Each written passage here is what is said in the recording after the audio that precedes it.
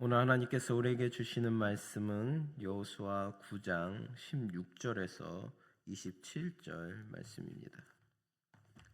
여호수아 9장 16절에서 27절을 교독하겠습니다. 제가 먼저 16절을 봉독합니다. 그들과 조약을 맺은 후 사흘이 지나서야 그들이 이웃에서 자기들 중에 거주하는 자들이라 함을 들으니라. 이스라엘 자손이 행군하여 셋째 날에 그들의 여러 성읍들에 이르렀으니 그들의 성읍들은 기브온과 그비라와 부에롯과 기랏 여아림이라. 그러나 회중 족장들이 이스라엘의 하나님 여호와로 그들에게 맹세했기 때문에 이스라엘 자손이 그들을 치지 못한지라. 그러므로 회중이 다 족장들을 원망하니 모든 족장이 온 회중에게 이르되 우리가 이스라엘의 하나님 여호와로 그들에게 맹세하였은즉 이제 그들을 건드리지 못하니라. 우리가 그들에게 맹세한 맹령으로 말미암아 진노가 우리에게 임할까 하노니 이렇게 행하여 그들을 살리리라 하고 무리 중에 이르되 그들을 살리라 하니 족장들이 그들에게 이른 대로 그들이 온 회중을 위하여 나무를 베며 물을 깃는 자가 되었더라. 여호수아가 그들을 불러다가 말하여 이르되 너희가 우리 가운데에 거주하면서 어찌하여 심히 먼 곳에서 왔다고 하여 우리를 속였느냐. 그러므로 너희가 저주를 받나니 너희가 대를 이어 종이 되어 다 내 하나님의 집을 위하여 나무를 베며 물을 깃는 자가 되리라 하니 그들이 여호수아에게 대답하여 이르되 당신의 하나님 여호와께서 그의 종 모세에게 명령하사 이 땅을 다 당신들에게 주고 이 땅의 모든 주민을 당신들 앞에서 멸하라 하신 것이 당신의 종들에게 분명히 들리므로 당신들로 말미암아 우리의 목숨을 잃을까 심히 두려워하여 이같이 하였나이다. 보소서 이제 우리가 당신의 손에 있으니 당신의 의향에 좋고 옳은 대로 우리에게 행하소서 한지라. 여호수아가 곧 그대로 그들에게 행하여 그들을 이스라엘 자손의 손에서 건져서 죽이지 못하게 하니라. 그날에 여호수아가 그들을 여호와께서 택하신 곳에서 회중을 위하여 여호와의 제단을 위하여 나무를 패며 물을 깃는 자들로 삼았더니 오늘까지 이르니라. 아멘.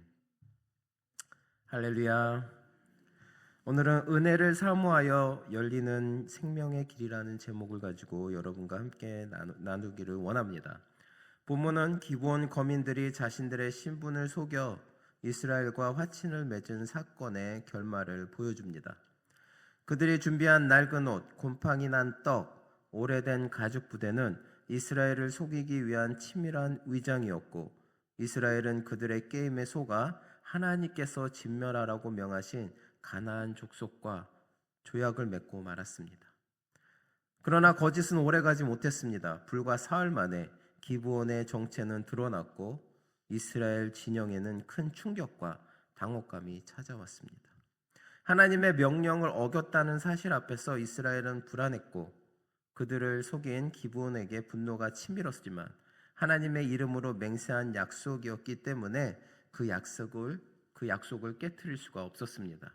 결국 이스라엘은 기브온 사람들을 멸하지 못하고 그들을 종으로 삼는 방식으로 문제를 해결할 수밖에 없었습니다. 기브온은 거짓의 대가로 자손 대대로 나무를 패고 물을 깃는 종의 신분에 놓이게 되었지만 동시에 놀라운 은혜를 입었습니다. 다른 가나안 족속이 모두 하나님의 심판 아래 사라지는 가운데 그들은 생명을 보존했고 무엇보다 성막과 제단 가까이에서 하나님을 섬기는 자리에 놓이게 되었던 것입니다.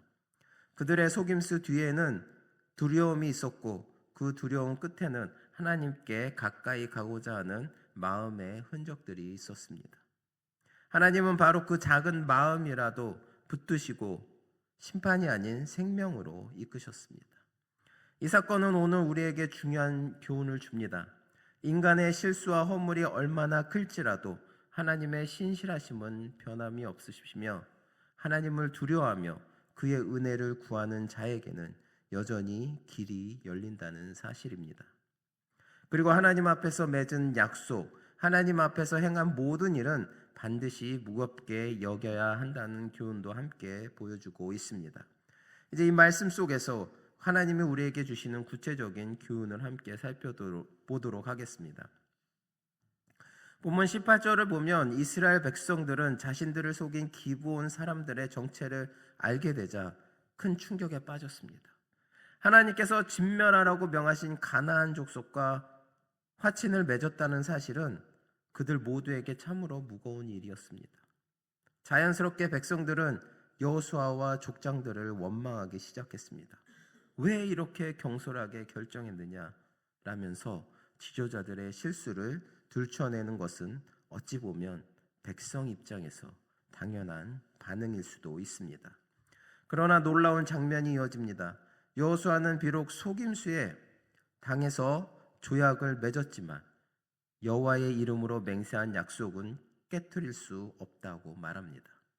그리고 이스라엘 백성들은 그 말에 순종합니다. 잘못된 결정이었음에도 불구하고 하나님 앞에서 드린 맹세를 존중하고 공동체의 질서를 지키기 위해 지도자의 판단을 받아들인 것입니다. 이것이 바로 이스라엘 공동체의 성숙함이었습니다. 이 장면은 오늘 우리에게 깊은 도전을 줍니다. 현대사회는 마음이 각박하여 친구의 충고도 귀담아 듣기 어렵고 윗사람의 겉면 앞에서는 반발부터 앞세우는 경우가 너무나 많습니다. 서로를 이해하고 수용하기보다는 자신의 권리와 감정이 우선되는 시대입니다. 그런 시대 속에서 여호수아의 설명을 받아들이고 공동체의 화평을 선택한 이스라엘의 백성들의 모습은 참으로 귀한 본보기가 되는 것입니다. 만약 이스라엘이 지도자가 잘못했으니 따를 수 없다라고 반항했다면 어떻게 되었겠습니까? 공동체 안에 거대한 갈등이 생기고 결국 내부 분열로 스스로 무너지는 결과를 가져왔을 것입니다. 하나님과의 관계 못지않게 사람과 사람 사이의 질서와 화평이 얼마나 중요한지를 보여주는 장면입니다. 사실 우리는 종종 하나님을 향한 수직적 관계는 중요하게 여기지만 사람들과의 수평적 관계는 쉽게 소홀히 합니다. 하지만 성경은 분명히 말합니다. 예수님은 부모를 공경하는 책임을 합리화하며 회피하던 유대인들을 꾸짖으셨습니다. 또 사도 요한은 보이는 형제를 사랑하지 않는 자가 보이지 않는 하나님을 사랑할 수 없다라고 말씀했습니다. 또 예수님께서는 십자가 위에서도 어머니를 제자들에게 맡기시는 사랑과 책임을 다하셨습니다. 하나님 사랑과 이웃 사랑은 결코 분리되지 않습니다. 하나님을 향한 신앙은 반드시 사람을 향한 책임과 사랑으로 증명되어야 합니다. 성도 여러분, 하나님을 위한다는 명분을 내세워 가족 간의 책임을 외면하거나 공동체 안에서의 질서를 가볍게 여기거나 관계의 의무를 무시해서는 안 됩니다. 하나님 앞에서도 사람 앞에서도 책임을 다할 때 그 공동체는 견고해지고 그 안에 하나님의 나라의 아름다움이 드러나게 되는 것입니다. 우리의 가정과 교회와 공동체 안에 이런 성숙함이 넘쳐날 때 하나님 나라는 먼 이야기가 아니라 바로 우리의 눈앞에서 이루어지게 되는 것입니다.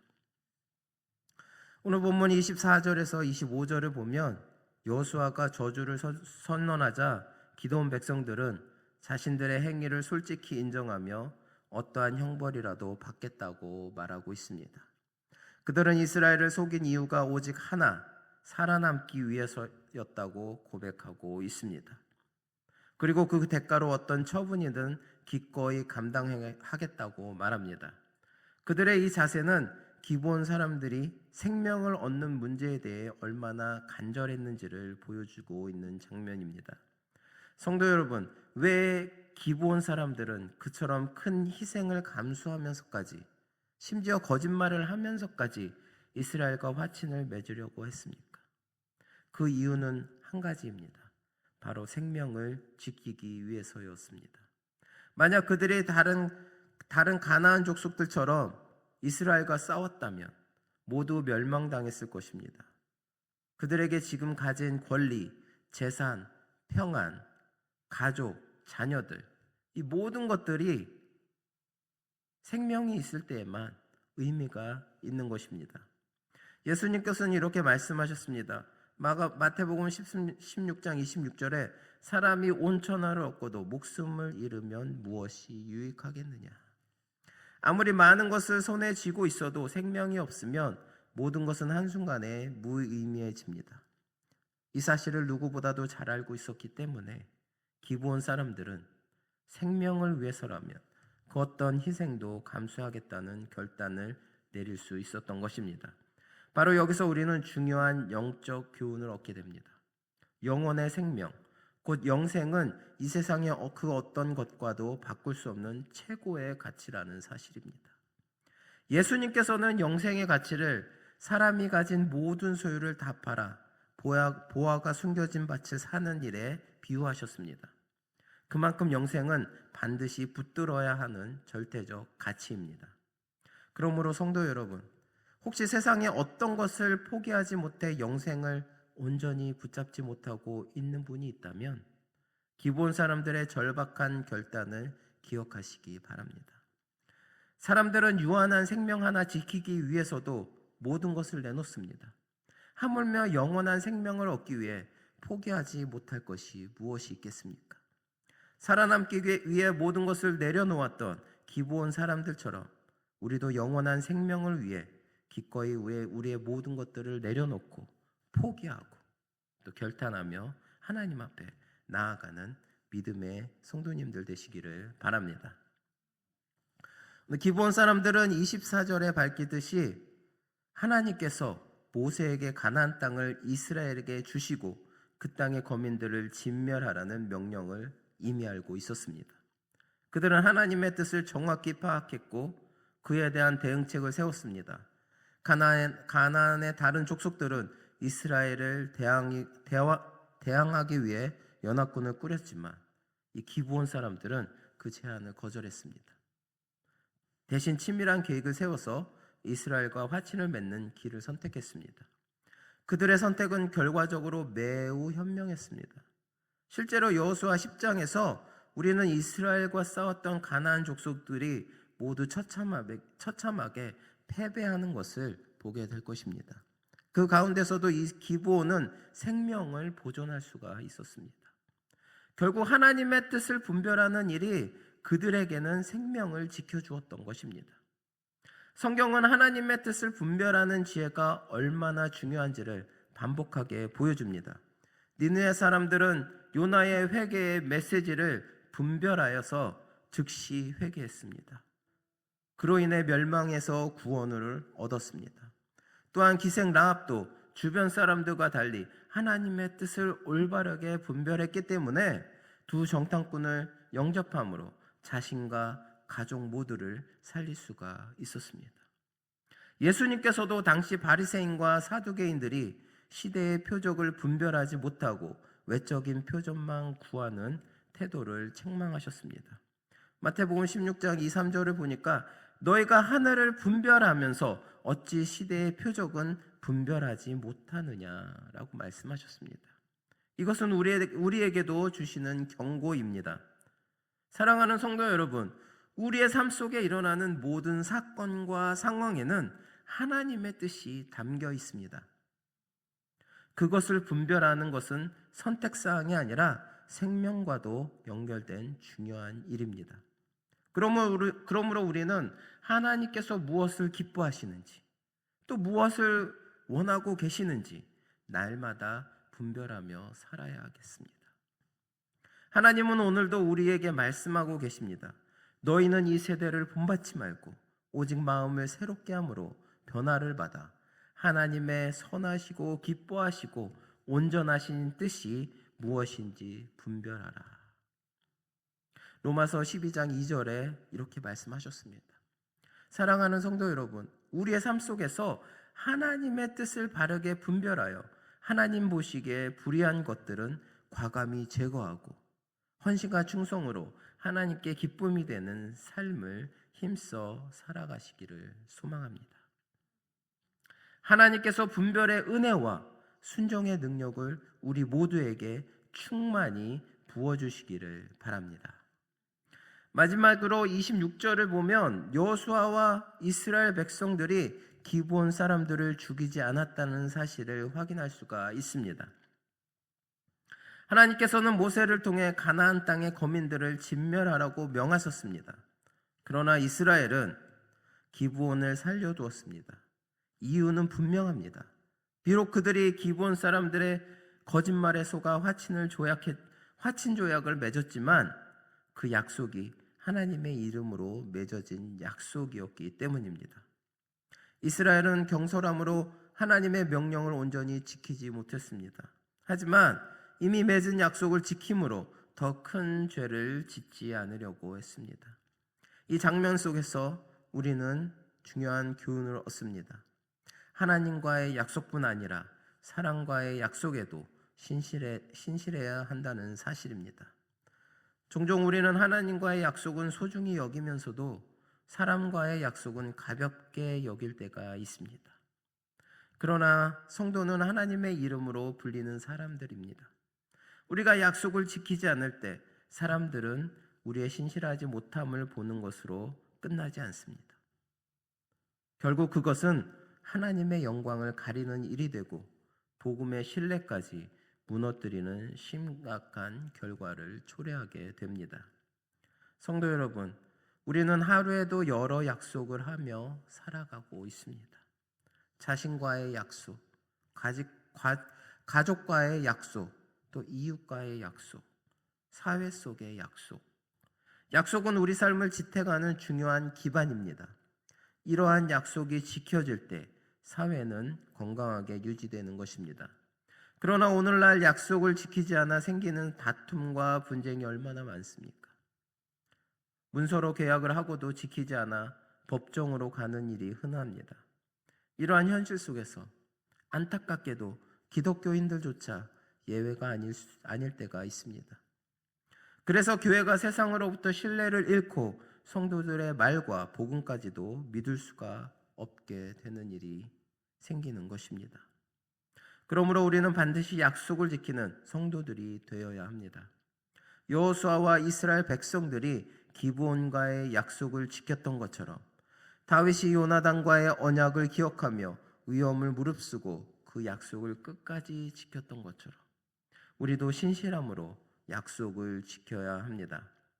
사랑하는 성도 여러분, 우리는 어디서 무엇을 하든지 하나님 앞에서 살아가는 존재임을 기억하시기 바랍니다. 하나님을 대하듯 사람에게도 성실함과 신뢰감을 주는 성도들이 되시기를 바랍니다. 이것이 하나님께 영광을 돌리고 복음의 능력을 세상 가운데 드러내는 길입니다. 성도 여러분, 오늘 본문에서 기브온 거민들이 보여준 태도는 매우 의미 있는 메시지를 우리에게 전해주고 있었습니다. 그들은 하나님을 두려워할 줄 알았습니다.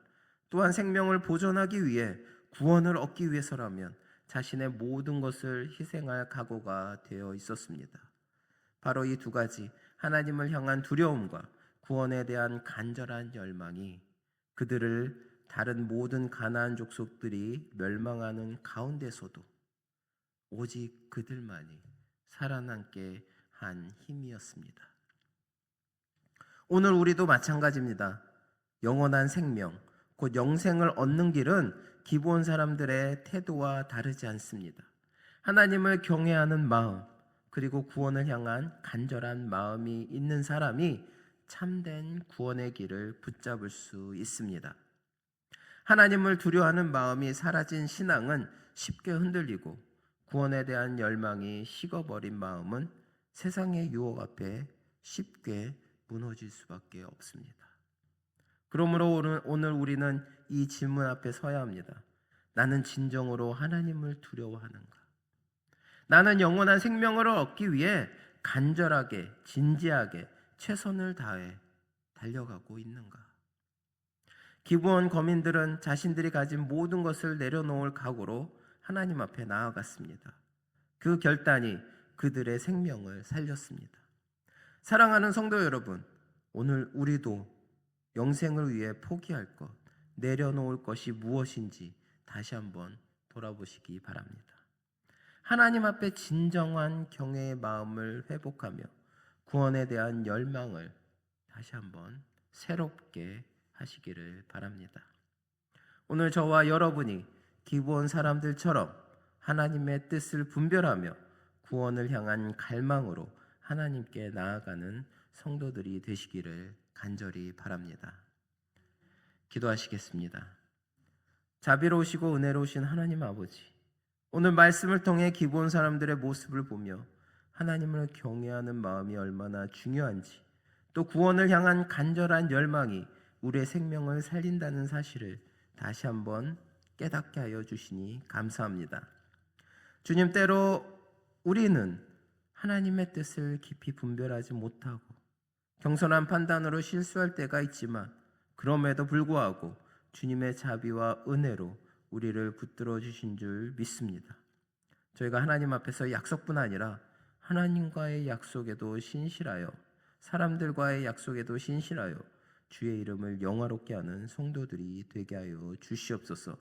오늘 배운 말씀과 같이 저희 안에 하나님을 진정으로 두려워하는 마음을 회복하여 주시고, 영원한 생명을 얻기 위해 거룩한 열망을 붙들어 불붙여 주시옵소서.